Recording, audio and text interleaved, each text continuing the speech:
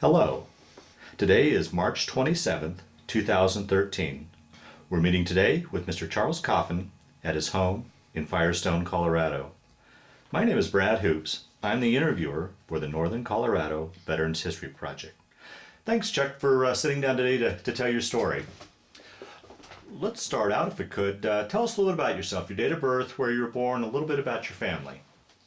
I was born in upstate New York in 1925 in Syracuse, New York, and my father was in World War I, and he was in the field artillery, and my mother was a stay-at-home mom, and I had a younger brother that, because of physical problems, could not serve in the military, but that's generally it. Yeah. Now, did your dad ever talk about his experience in World War I at all? Not too much. I remember playing up in the attic when I was a kid with his helmet and his gas mask, and whatever happened to those things I have no idea. Wow. But I remember playing, and I remember seeing his framed discharge in a mounted on the wall, but he never spoke much about it. Yeah. So you grew up then in the Syracuse area? I grew up in the Syracuse area. Graduated from high school there? Didn't graduate. I left school in my senior year to go into the Navy because Pearl Harbor had happened. Wow. And I got my GED later. Okay. Going back before we get into your military experience, one thing I always like to ask your generation is, were you and your family much affected by the Great Depression? My family was not. My father had a job. He worked for the Postal Service, which was then a government entity, and we had a salary every month, but wasn't much, but we were able to sustain a family. Okay. Not like some. Yeah, right. Like my wife's family, for example, was entirely the opposite. So. Now, December 7th, 1941, do you remember where you were and what you were thinking when you heard about Pearl Harbor? You bet I do. We'd gone to church, it was a Sunday, Yeah. and we'd gone to church that morning, and we were driving home, and I was in the car with my dad and my mom and my brother, and I asked my dad to let me off at the Cameo Theater in Syracuse because I wanted to see the movies, the serial movies that went on all afternoon on Sunday. And anyway, during the movie, the lights came up and the screen went black, and a guy got up on the stage and he announced in a shaky voice that we are at war. The Japanese attacked Pearl Harbor and we are now at war. And I turned to my friend who I was with and I said, "Where the heck is Pearl Harbor?" I didn't know where Pearl Harbor was. Yeah, sure. I don't think anybody did, really. Yeah. Well, 9 months later, I knew where it was. Yeah. Wow. So that, what, you were 15, 16 years old at that point, correct? I wasn't quite 17. It's quite 17. Okay. Yeah. And then I went in the Navy on my 17th birthday. Really? Yeah. What prompted you to do it at 17 as opposed to waiting? I couldn't wait. Is that right? Yeah. Everybody everybody that I knew was just anxious to get over there and take care of that problem. Yeah. That's the way we. Well, it's your 17th birthday, so obviously you had to get your folks to sign for you. How was? That's another story. Okay. My mom would not sign. Okay. My dad did, and I found out later on that she didn't speak to him for a couple of weeks because he signed. Wow. But my dad did sign for me after I pleaded. Yeah. And him being a World War I veteran, Understood. he kind of understood. Yeah. Yeah. Now, of all the service branches, how'd you come to choose the Navy? I thought that would be the best place for me if I wanted to get some kind of an education where I could get a decent job afterwards. And also, if I was going to die, I didn't want to die in the mud. I wanted to be, I wanted to be in some clean sheets and a sack, Wow. and I didn't want to be sloughing around in the mud like the Marines. Yeah. Like I had brother-in-laws that were in the Marines, and I just couldn't see that. Yeah, yeah. So you enlisted, then how long after you enlisted did you ship off then for boot camp? Within a week. Oh, really? Yeah. It was I think it was Yeah. a very short time anyway. And I was in boot camp about 5 weeks. Did you go in, did you go off on your own, or did buddies go with you off to? I went from Syracuse to Albany, New York, was sworn in Albany. Went from Albany right directly to Great Lakes, Illinois, to boot camp. Did your folks see you off at the bus station or the train station? Oh yeah. Yeah, and Yeah. how was that? Do you remember that, particularly with your mom? No, I was just anxious to get going. Yeah. My mother was a little distraught. Yeah. But, and my dad, he just shook my hand and Yeah. wished me well. Wow, wow. So. So you take off for Great Lakes. How was that, one, that transition going from civilian life into military life? And two, I imagine like most everybody in that generation, growing up, you probably hadn't traveled too far away from home. How was that? Was there any tinge of homesickness or anything played in there? No, not so much. I was too busy. There was sometimes during boot camp that things got kind of rough, and I was saying, "Wow, is this where you really want me, Lord?" You know.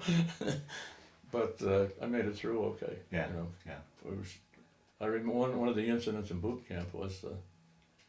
I slept in one barracks, and of course there was other barracks, and each barracks was assigned a mess hall, and one of the other mess halls had food poisoning one night. A whole bunch of guys got sick, and they woke us up in our barracks because we were okay, and it was pouring rain.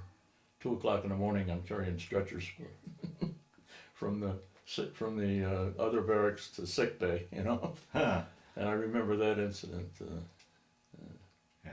And I remember the shots and the haircut. Yeah. Okay. But in the marching. Made it through boot camp okay with no problems. So it was Right. pretty. No, I Yeah. didn't. No discipline problems at all. Yeah. I just behaved myself and did what I was told, Yeah. even though I didn't like it sometimes. And you adjusted to military life, or was that how'd you find that period of time? Was it? I pretty much adjusted. After boot camp, I was tested to see how my hearing was, because I couldn't figure out why. And I did find out why in very few days. They sent me to Key West, Florida, to sonar school. So that wasn't by choice, or you were tested in that. I was tested, and it was recommended. And I shrugged my shoulders and said, "Sure, I'm willing to serve anywhere." Yeah. You know? Right. Yeah. And so I went to sonar school, and I was down there, I can't remember, 4 or 5 weeks, I guess. And I went into sonar school as an apprentice seaman and came out as a third-class petty officer and was assigned to a destroyer in Boston, Massachusetts. Charleston Navy Yard in Boston, Massachusetts. And that was all took place in a period of about 3 months, you know. Wow. Things move fast. Yeah. Right. Yeah. Particularly that time they were Right. gearing up for. Right. Yeah. During that time, did you have any leaves to come home, or was it all? No, I didn't. I had, when I got to Boston, reported aboard ship. They wanted to get some of us out of the way because the ship was just commissioned. So they gave me a 72-hour pass, and I jumped on a train and went from Boston to Syracuse. Was home one day and jumped on the train and came back, and the train was delayed. I got back to the ship two and a half hours late, and I got a captain's mast out of it.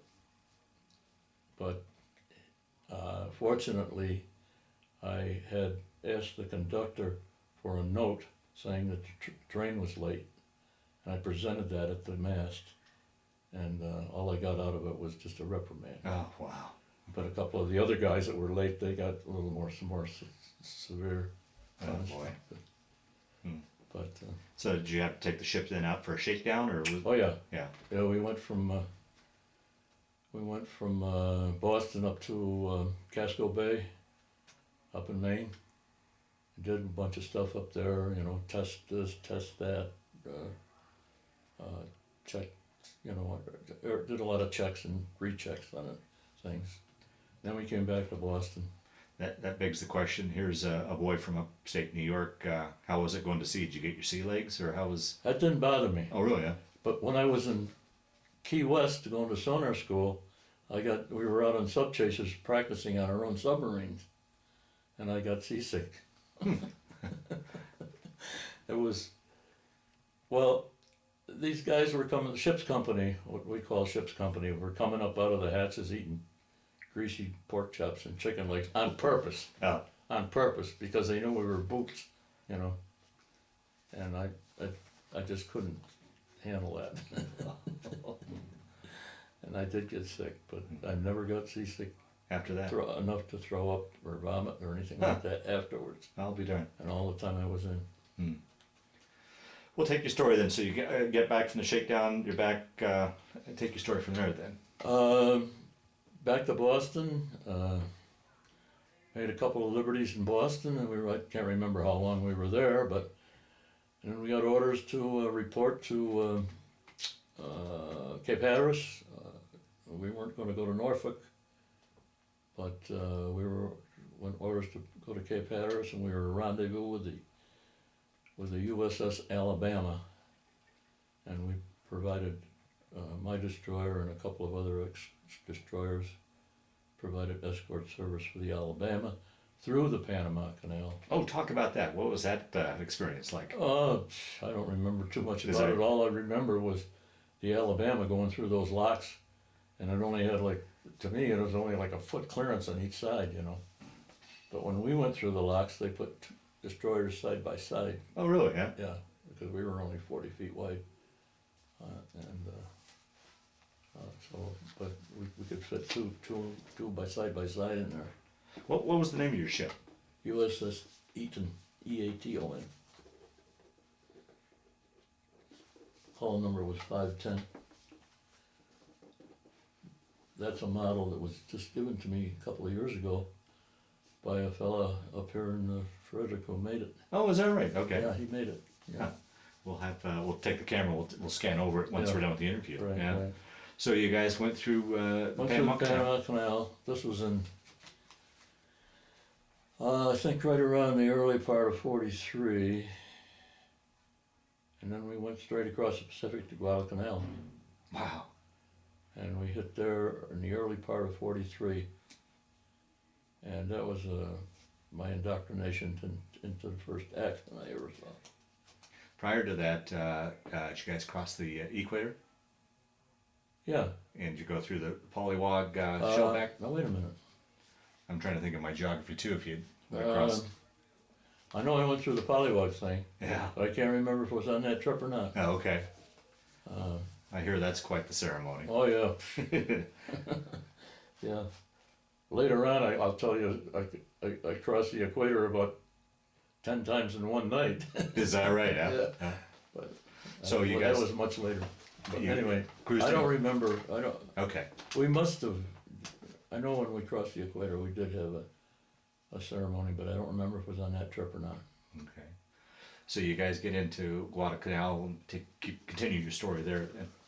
Yeah, we escorted the Alabama all the way across, and then we separated from her, as I recall. And then we were given different orders, and I don't remember. My duty station was on the bridge. Oh, okay. So I knew a lot of what was going on, but Uh-huh. I can't remember whether or not.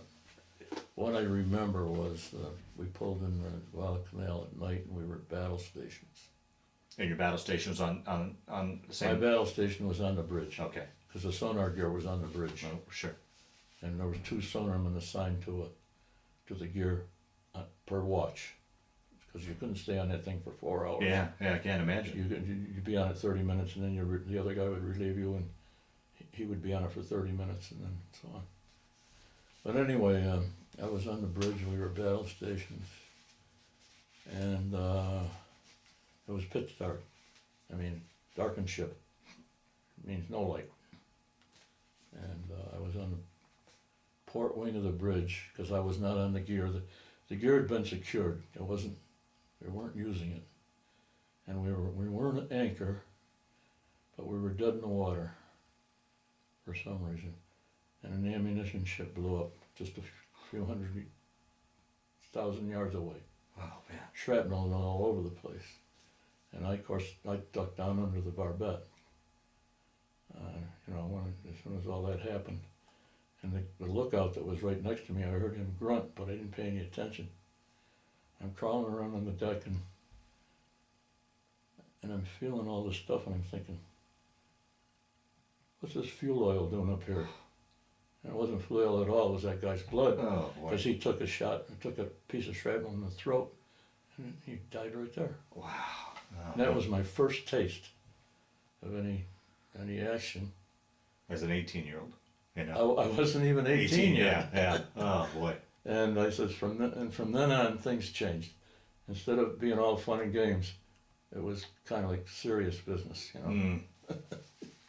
It was, do everything I can to do my job, but I'm also going to protect myself. Sure. Yeah. So anyway, that was right at Guadalcanal. We sat right there in between Guadalcanal and Tulagi.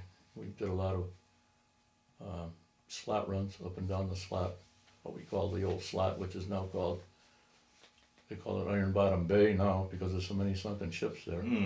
Wow. But, now, were you in a task force of some kind, or what were you? Yeah, we were assigned to, I can't remember the numbers, but we were assigned to a destroyer squadron, and then the squadron was broken down into the destroyer divisions, And I remember one of our numbers was Desron 22 and Desdiv 44. I remember those numbers. But from then on, we spent a lot of time taking on ammunition at Tulagi, and then at night we would steam up the slot and shore bombard Rabaul and some of those other towns on New Britain Island. Steam back down, get down back to Tulagi by morning, load up with more ammunition, go back up and do the same thing the next night, and we did this for several nights, as I remember. And we did a lot of screening, and we were Kolombangara, Green Islands, Vela La Vela, and every once in a while we'd sneak down to Noumea, New Caledonia, maybe have a little liberty or something, and then we go back up to the Solomons, How was it here? Once again, I go back to that statement earlier that you grew up around the Syracuse area, really hadn't traveled probably too far away from home, and now you're halfway around the world of these exotic locations. Particularly when you guys were down and you had. Well, let me tell you, I didn't think it was too exotic. Yeah. But go ahead. But like when you would sneak down to New Caledonia and have a liberty. Did you guys get off and able to get on the islands and? Yeah, a couple of times they'd load a bunch of us in a whaleboat if we were, authorized. Everybody to go at once. Yeah. And they'd throw a few cases of that 3.2 beer in there with us, and you'd go on the shore and you'd sit in the jungle and drink beer. That was your R&R. Huh? That was about it. I did get to New Zealand. Oh, really? Yeah. Yeah, I went for a few liberties. Auckland. Oh. Auckland, New Zealand. But other than that, that's all. I think I got to shore at Noumea once, and that's a little town, but it doesn't amount to much. Yeah. You just get in, walk around, just get off the ship. That's all. Yeah. We'll talk about life on the ship as far as your living conditions and food and what you guys did when you weren't on duty. Just general life on the ship. What was that like for you? Most of the time, I slept. I slept a good share of the time. I found that I found that I could lay right down on a steel deck and take my shoes off for a pillow and put them under my head and go to sleep for a couple of hours, you know. Wow. And so I did a lot of sleeping. But well, we had jobs to do, watches to stand. And when we were underway and we were tracking, if we were on anti-submarine patrol, I mean, that was a busy time for me. Yeah, sure. Yeah, yeah. And we did a lot of screening, you know, escort service and things like that. But life aboard the ship was all, my sack was a middle sack. We were 3 high, you know, and my sack was the one in the middle. And there was no air conditioning. And Yeah, how was that like being down in the tropics like that? It was hot. Yeah. And there was one little fan, 12-inch fan, mounted on the wall, and there was a big fight sometimes on who was going to get the fan blowing out, you know. And but I was in the middle sack in the after part of the ship, and I didn't mind it back there, except if the weather got real rough and some of the guys got seasick, and you know, the motion of the ship. Yeah. Vomit mixed with salt water is sloshing back and forth. It's not a good place to sleep, you know. So I'd go topside or hang out on the bridge. I learned to sleep on the flag bag on the bridge. I could sleep on that flag bag pretty good. Yeah. As long as I wasn't on duty. Yeah, yeah, You know. yeah. Food wasn't too bad, but we had a lot of powdered eggs and powdered milk and stuff, and in those days it was terrible. It was not good, you know. But it was sustainable. I mean, you could eat it. Certain things you liked more than others. If the weather got real bad and real rough, and the cooks couldn't even cook anything or keep the stuff on the steam table, you know, they'd hand us a can of sardines and some bread, and we'd go and sit wherever we could and eat that, you know. Wow.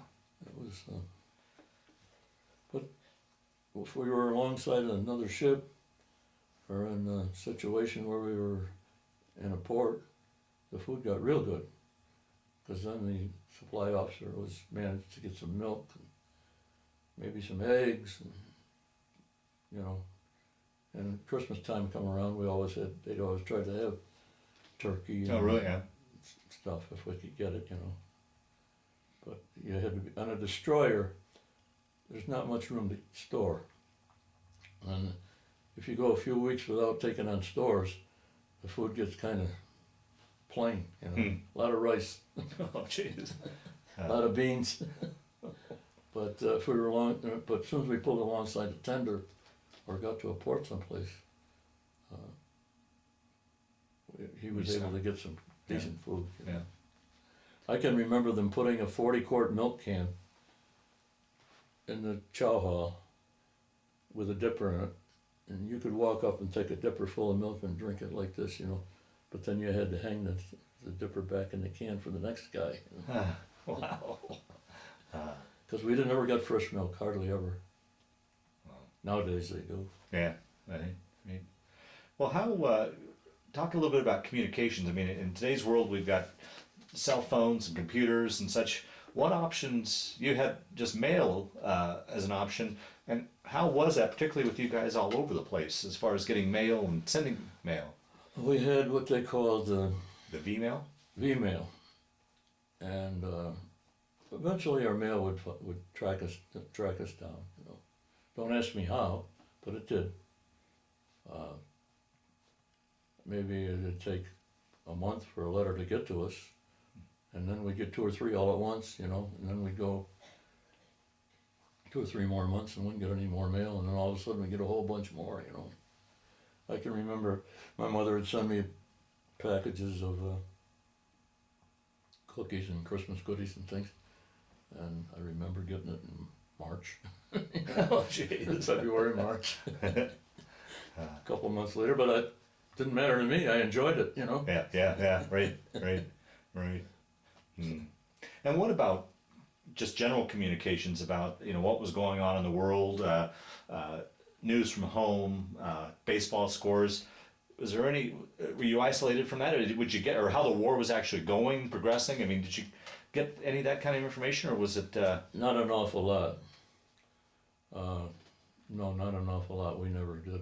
Or if we did, I didn't pay an awful lot of attention to it. I know that we used to get a lot of listen to Tokyo Rose a lot, and laugh at her and call her names. Please explain to those that watch us who Tokyo Rose was. Well, Tokyo Rose, as far as I know, was a female commentator out of Tokyo that used to try and get on our case. She'd try and get to us with all these false rumors and reports and things that were going on to try and destroy our morale. And she'd play those old sentimental songs and things like, what was the one that they used to play a lot? Oh, I wonder who's kissing her now. I wonder who's showing her how. I wonder if she ever tells him of me way out here on the sea. I wonder who's buying the wine for lips that I used to call mine. And she'd play that, and she'd say, what do you think your girlfriend's doing back home? Oh, wow. So, but as far as getting any news reports, anything we got was always through the officers of the ship, because our mail was censored. Right. Our outgoing mail was censored. Our incoming mail was sometimes looked over too. How was after the war, after you got back home? Did your mom ever talk about what she was feeling, particularly with the fact that because you were censored, you couldn't tell her where you were? Did she ever talk about her feelings about you knowing that you're somewhere, probably in harm's way at all, or did? Well, you got to understand some things. My mother lost her first husband in World War I. Oh, wow. And they were only married 24 hours. And he went off to France, and he died over there. And my father came back. My father and her first husband were buddies. Oh, wow. My father came back and courted my mother. After a couple of years, they got married, So she was kind of, I can't quite understand it, the way she was, but it seemed to me she was kind of in denial about me being over there, She didn't want to talk about it. She didn't want to. She was worried about me, I could tell that. Yeah. But she didn't want to talk about it. She wasn't. I don't want to know where he is. Yeah. I just want to know if he's safe. Yeah.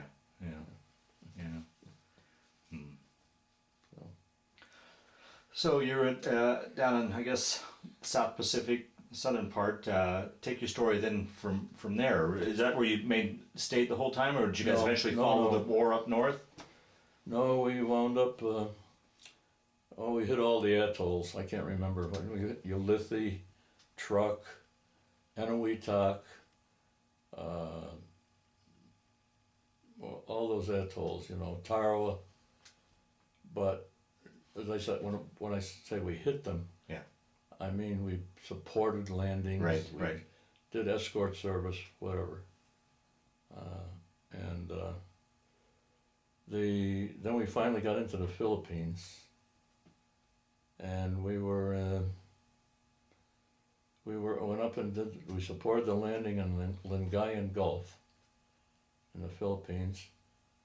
We had a suicide boat explode right close aboard there in Lingayen Gulf. I think that killed one man and wounded 14 or 15. I remember that.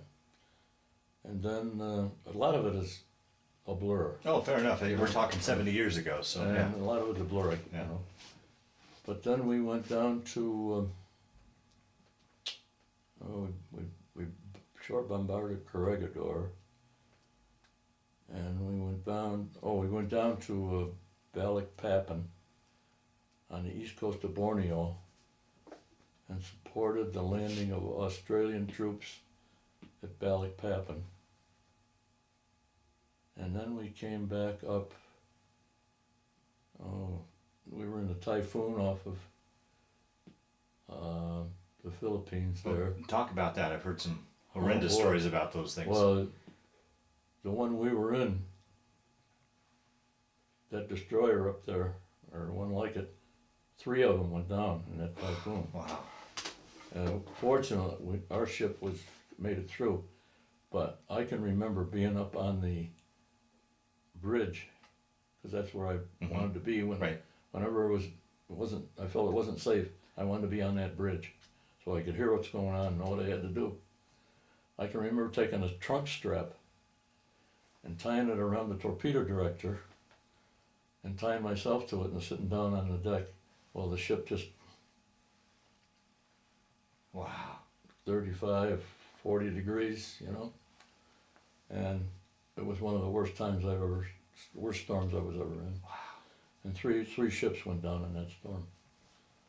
Some of them with very few survivors. Wow. Oh man. But that was off the. I can't remember when though that was. It must have been. Let's see. Must have been a 40. Might have been in 44. Or might have been in 44. Because 45 with the bomb was dropped in August. Mm-hmm. And we were in Lady Gulf. Do you remember hearing about this big bomb and what it did? Could you comprehend what this thing was? Or? Yeah, we didn't know what was going on, and then the second bomb, then the Japs surrendered. Yeah. And then when that happened, fireboats were shooting their hoses up in the air. Yeah. Sirens were going off, floodlights flashing in the sky. Guys were cheering and everything, because we figured we had won the war, which we had. Yeah, yeah. And that was in August of 45. Correct. And so we got orders to go to Shanghai. Wow. Yeah. And we were supposed to patrol off the mouth of the Yangtze River. And 3 Japanese ships were trying to escape and get out of there. And our ship made one of them heave to, fired around across the bow.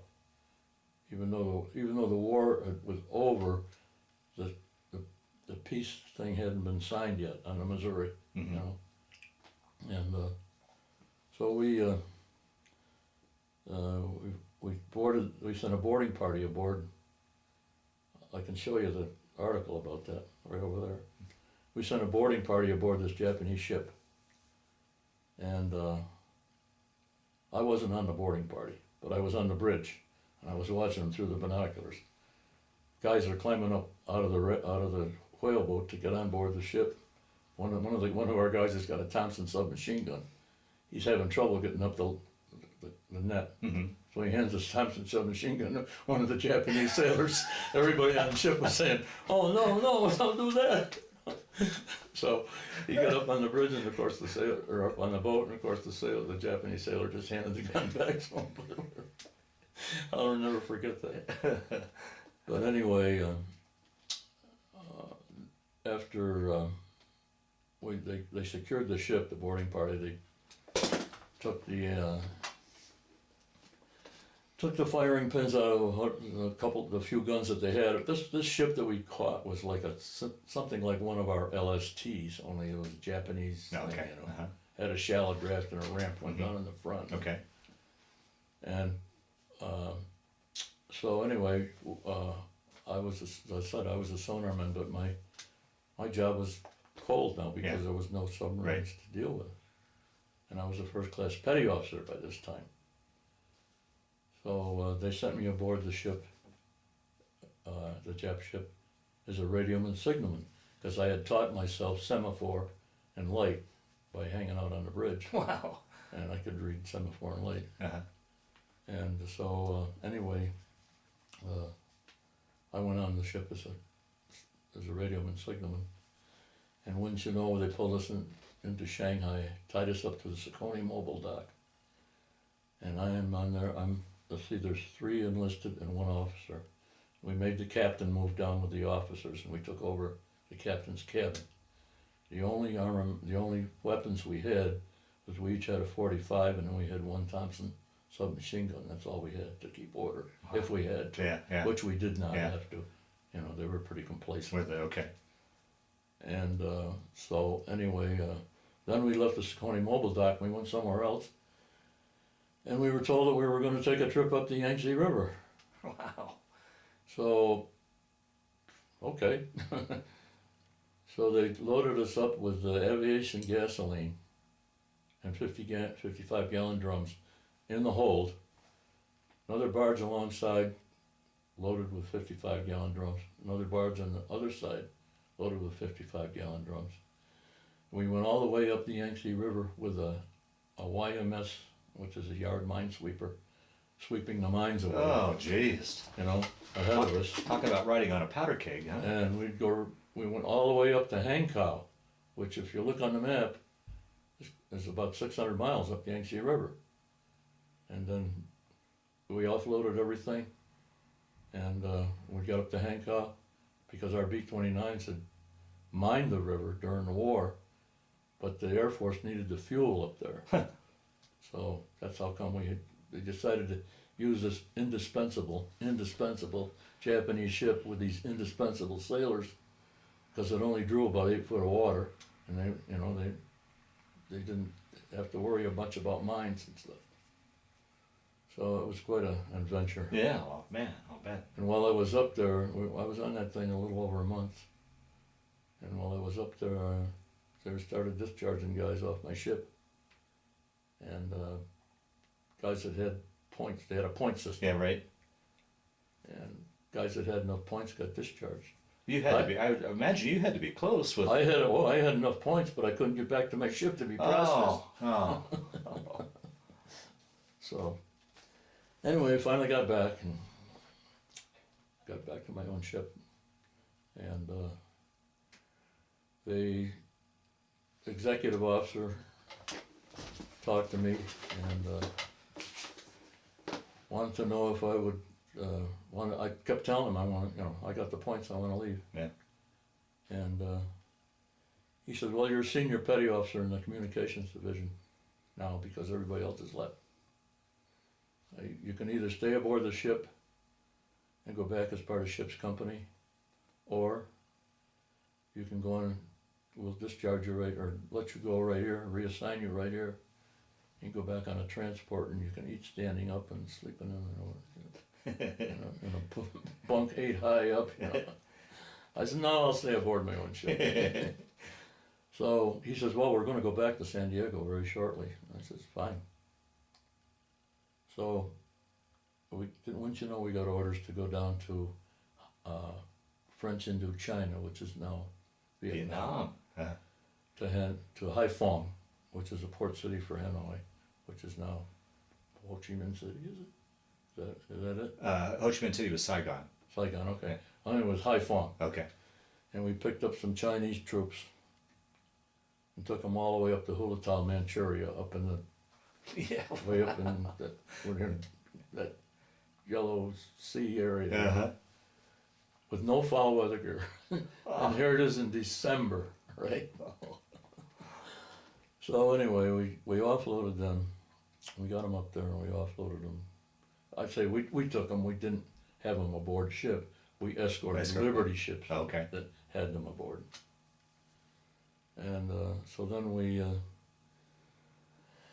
after we got rid of them, we got orders to come back to the United States, and we steamed 30 knots all the way. It seemed like, just to get back home. And normally, how long would it take a Trans-Pacific? I don't remember. It was quite several days, depending on how direct and how fast you went. And so then I got back to, like I said, they got back to San Diego, and they gave me a 72-hour pass while they processed me. And I went down to Tijuana and came back up and got my gear, got my papers, got on what we call a Jeep train. It was just a regular train with a Jeep, what they call Jeep cars. They'd taken out all the seats and they'd put bunks, 4 bunks high. Bunks were 4 high. We had a kitchen car on there, you know, for food. And there were several cars on the train. I was in the New York, what we call the New York car, which was headed for Sampson, New York, which is, you know, and it was a Navy. It was used to be a Air Force base, and the Navy took over. But some of the cars were like St. Louis cars, and then there was Chicago cars, then there was Cleveland cars, you know. And we get to St. Louis, that car would drop off. Okay. Those guys would go and be discharged.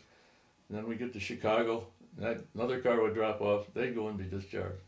The same thing at Cleveland, and finally to Syracuse. And I was discharged, processed out at Sampson, and my folks met me there, which is only a short distance from Syracuse. And So you're roughly away 4 years then? yeah. Yeah. I went in 42, got out in 46. Wow. Yeah. Wow. Yep. How was it? Okay, so now you're home. The reverse question that I asked earlier, after that 4 years of being in the military or the Navy and everything you experienced, how was that transition now for you going from all that to civilian life again? It wasn't easy. I floundered around. I joined the 5220 Club. Have you ever heard of that? But please explain to the It's we were given 52 $20 weeks of $20 a week. We call it the 5220 Club. And we were given a ruptured duck, which is a pin signifying that we got an honorably discharge from the service. And so I joined the 5220 Club, got $20 a week. And I lived on that for a while. I mean, was that a livable wage at that time? I mean, Not really. Yeah. It was helpful, but it wasn't livable. Because I was still living with my parents, Oh, okay. living at home. And so then I decided I'd better get a job, do something, because I was, you know, if I just hung out, I'd be in trouble. Yeah. So I got a job in a steel mill as a grinder. That lasted about 2 weeks. I said, no, that's not for me, you know. So then a friend of mine worked in a dairy, and I knew the owners of the dairy, and I got a job in the dairy making cottage cheese, from a steel mill to cottage cheese. That job didn't last too long because I had to get up too early in the morning, and I didn't like it. Like I say, I floundered. Okay. Yeah, sure, yeah. And so then I got a job working for Carrier Air Conditioning Company in Syracuse, testing compressors. That was a night job. Didn't like a night job. Didn't want to work nights. Mm-hmm. In the meantime, I had applied to Western Electric Company for a job, but they had told me that they weren't going to hire because there was a railroad strike going on and they couldn't ship any materials, so they were putting a hold on hiring. So one morning I came home from work and took a nap, got up. My mother says, Mr. Denman from Western Electric Company called, wants you to report to his office. And I says, uh-oh, sounds good. So I reported to his office and he interviewed me. He says, okay, if you can pass the physical, you can start Monday. So from then on, I just stayed right with Western Electric. I was there for 40 years. 40 years? Yep, 40 plus. And that job kept my family fed, paid the rent, and that's my experience in the service. Was they took that into consideration, and I started at a little higher rate than some of the other guys. Yeah. So. Well, talk a little bit about family, meeting your wife and kids, grandkids, and My wife. I was working for Western Electric, and I was in Binghamton, New York, and I had a job to do on nights. So we were working nights in the telephone office, doing some installation work, and I needed to, some of the guys were after me to get into the cafeteria there, so they could get at the vending machines and get some coffee and candy bars and whatever. Well, I didn't have a key to the cafeteria. So I called, it was 2 o'clock in the morning. I called upstairs to got one of the operators. I says, can I borrow a key to the cafeteria? And sure, I'll meet you on the stairway. The lady I met on the stairway is now my wife. Oh, wow. And that was in 1947. 47, yeah. What, 66 years then? Or how long you guys been married then?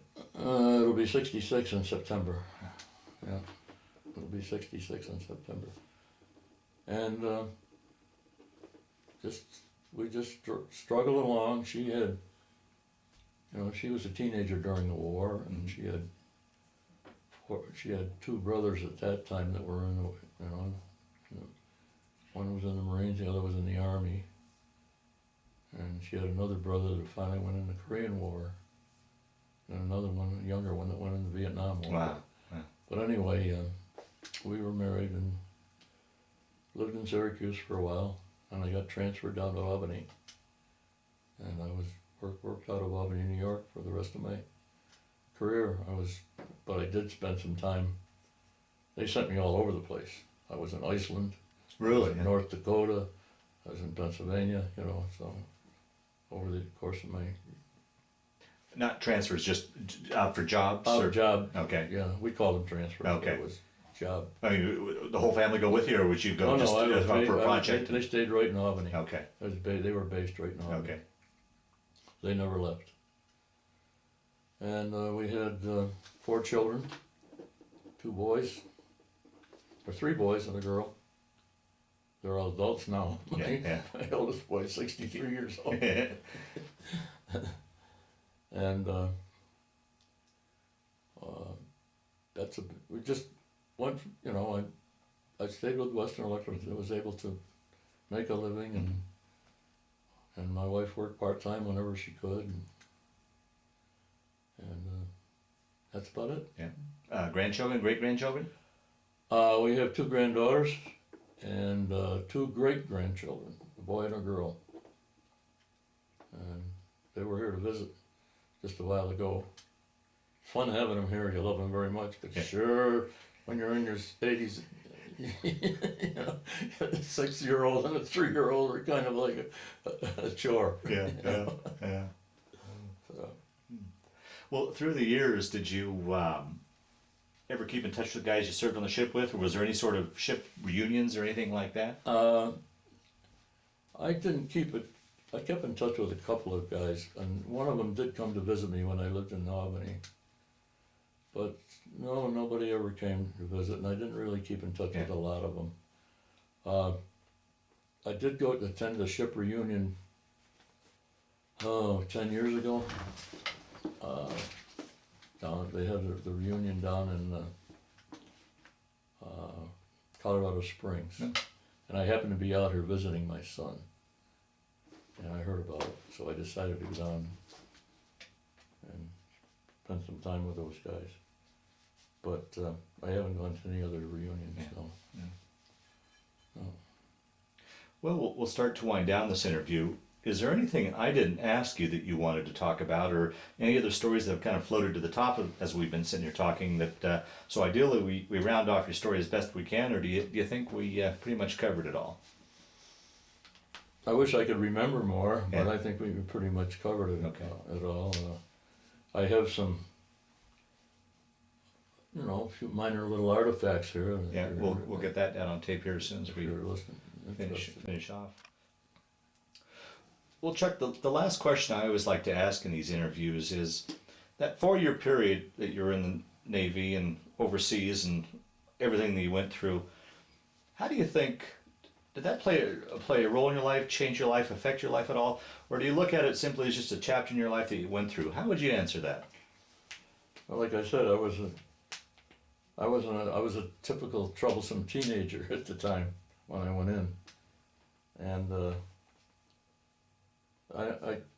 Navy straightened me out, so to speak. I remember one incident that it seems to stick in my mind was I was given an order. I didn't refuse to obey the order, but I grumbled about it, complained about it. Well, the officer of the deck heard me, and he called me back by the signal bridge, and he had me standing at attention just as rigid as I could stand, and he went up one side of me and down the other, and all I could say was, aye, aye, sir, no, sir, yes, sir, no, sir, and I deserved it. I deserved it, but I'll never forget that. That made quite an effect on me. Had quite an effect on me. I was a third-class petty officer, and I thought I knew everything, and I didn't. Yeah. And he taught me that little dressing down taught me quite a bit. Yeah. You know? That and the fact that when my first taste of action there at Guadalcanal, kind of made me stop and think that hey, I better straighten my life out here. I never know how much longer I'm going to live. You Wow. Well, it's tough thoughts for a 17-year-old to have. Oh yeah. Yeah. Yeah. Yeah, I was at Guadalcanal and I wasn't even 18 yet. Yeah. Yeah. Well, Chuck, I want to thank you for sitting down to tell your story today, but more importantly, I want to thank you for your service to our country. Well, thank you for... Chuck, as we were sitting here just chatting after we shut off the camera, you told, I think, a very warm story. Do you mind repeating that story for me?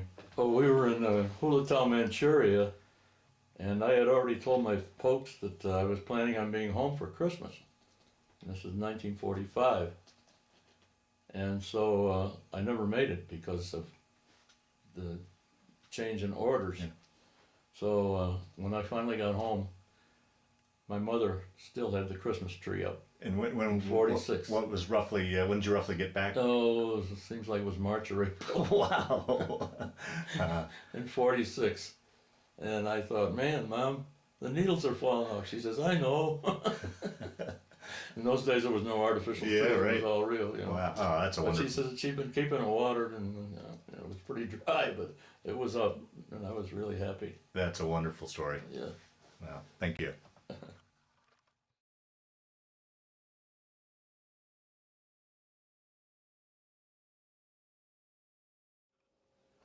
That's a picture of me right out of boot camp. I was 17. I was still an apprentice seaman. I had not gone to sonar school yet, and that's how I looked. So let's compare that to the one taken 4 years later in Shanghai. These were pictures. This one here was a picture that my mother, she made an appointment with a photographer, and as soon as I got home from the war, she wanted me to have my picture taken. So this is the ones that she had. This picture here was taken in Shanghai, and as you can see, I was pretty salty by that time. I was probably in my early 20s by then, 20, 21 years old. Wow. Salty at 21. Chuck, Yep. tell us a little bit about this model here of your ship. Well, this was given to me just a couple of years ago, and it was handcrafted by a man named Stephen Ray, whose hobby is, making airplanes and models of different things. But anyway, they made this ship model, and they presented it to me at the Frederick Senior Citizen Center. And I was so taken when I saw it, because it was like being there again. You're right, sure. When I saw the thing. My bunk was right back here, and went in this hatchway here, went down below decks, and my bunk was right down in here. Huh. And these are 600-pound depth charges back here that just rolled off. These are 300-pound depth charges that were fired off with K guns. These are 5-inch 38 guns. Uh-huh. 5-inch 38 weapons. Uh-huh. And then there's 20 millimeters.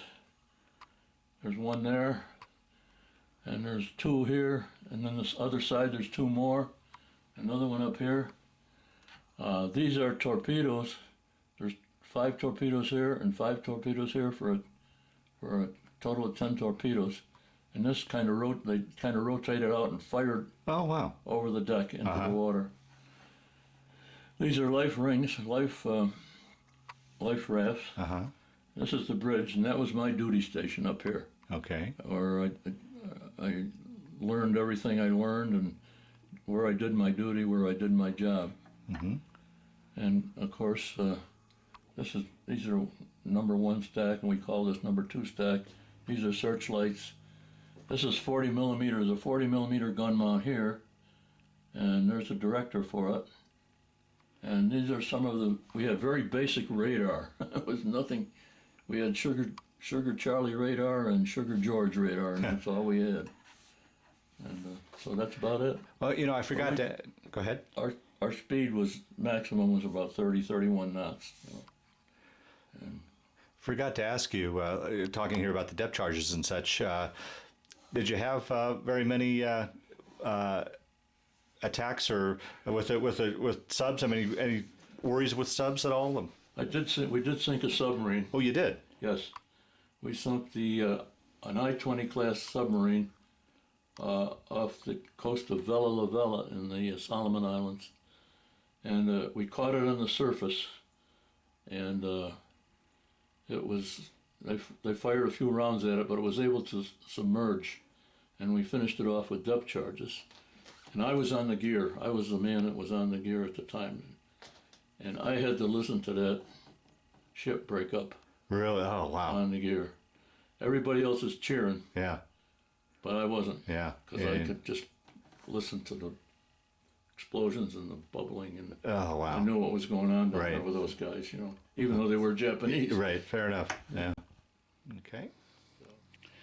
This is an article in Tin Can Sailors publication. It's published out of Massachusetts. It depicts the capture of the Japanese ship that we captured out of Shanghai towards the end of the war. And here's a picture of the boarding party. And the last I knew of this gentleman here, Ernie Stack, was still alive. I don't know about the rest of the guys, but I know all their names. This is Ridley Monk, and he was in charge of the boarding party that went aboard the Japanese ship. And this is the flags that were flying from the mast of the Japanese ship after we captured it. Oh, interesting. And this came out, I found out about it, and it came out in 2009. Huh. So, and it was written by Ridley Monk, who was the lieutenant in charge of the boarding party. These are pictures of, I took them when I was aboard the Japan. I didn't take them, but they were taken by somebody, and I got a hold of the pictures. But these are the pictures that were taken of the Japanese people. They're cooking on the main deck of the ship, and we didn't eat Japanese food. We ate our K rations and whatever we could get from the minesweeper. But these guys were cooking, fish heads and rice. Now, did you have much interaction with those guys? I mean, how were they? Not too much. We had there was 100 Marines on board, Japanese Marines, plus the ship's company, and I did have some interaction with one of the little Japanese signalmen who could speak a couple of words of English. But he tried to take my pistol away from me once, and then he lost credibility with me after Sure. that. Oh, you bet.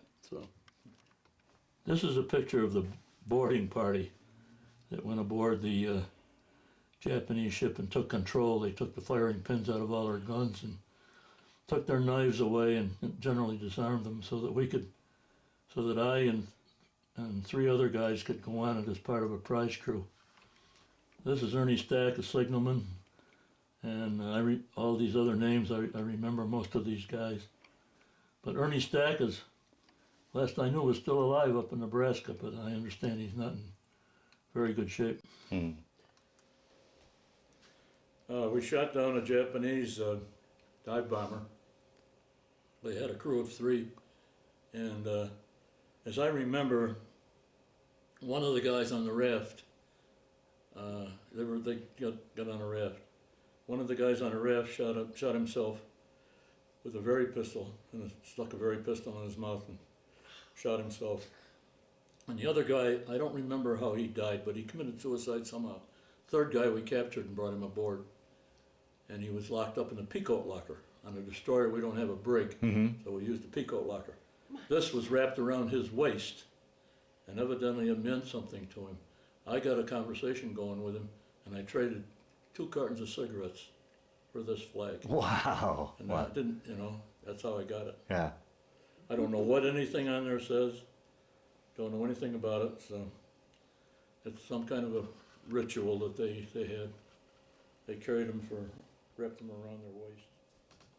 As soon as your ship was homeward bound, each person on the board ship was supposed to be given part of this, of a homeward bound pennant, and this flew from the mast. Oh, wow. Yeah, so that's a letter from my dad that came to me, I believe in 1944. I don't know where I was, somewhere in the Pacific.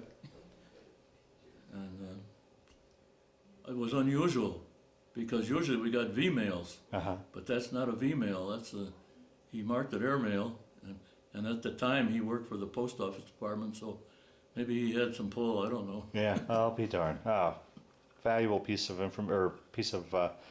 mail to have there. That's the telegram that I sent to my folks, saying that I probably wouldn't be home for Thanksgiving, but it turned out that I was able to go. So they presented me with a telegram when I got there.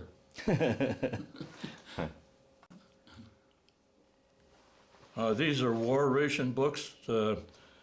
My folks had to have them for gasoline, butter, shoes, sugar, whatever. And when you went into the gas station, you opened it up, tore off a stamp, and that got you a gallon of gas. Oh, wow. Or maybe it got you a pound of sugar, or maybe it got you a couple pounds of butter or something like that. Yeah. But that's what they used, and they had to present those. By the way, when I came home on leave, I had the one leave in 1944, 20 days. I was given 1 gallon of gas for every day's leave I had, and I presented those 20 gallons of ration stamps to my dad when I got home, and he was tickled to death. Wow. Because I was able to provide 20 gallons of gas so I could drive his car. Chuck, tell me a little bit about your medals case here. Well, I was no hero. I didn't have any award medals or anything like that. Yeah. These are all campaign medals. This is good conduct. This is American theater. This is the Asiatic Pacific Theater with 9 stars on it, 9 battles, 9 combat, 9 campaigns, whatever you want to call it.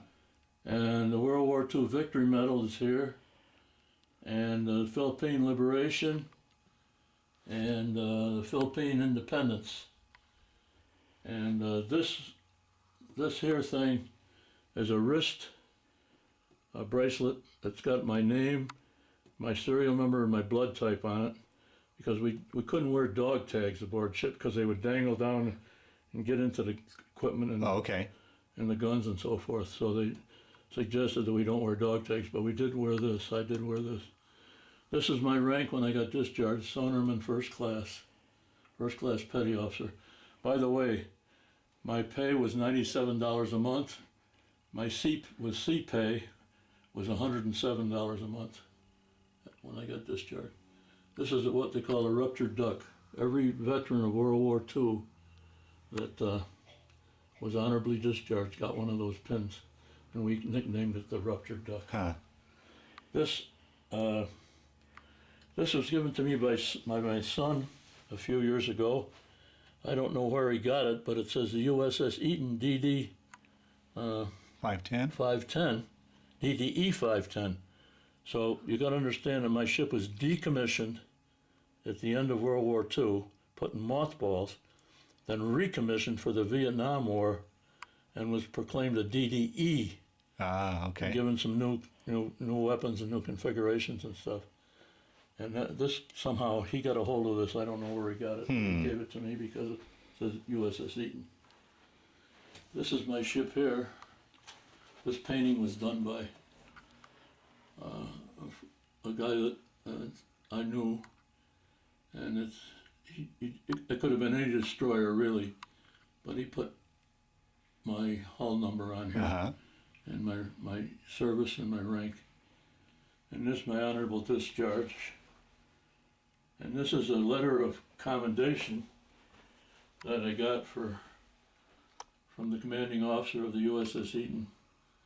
And it was I guess you could say it was a result of my efforts in sinking that Jap sub. Wow.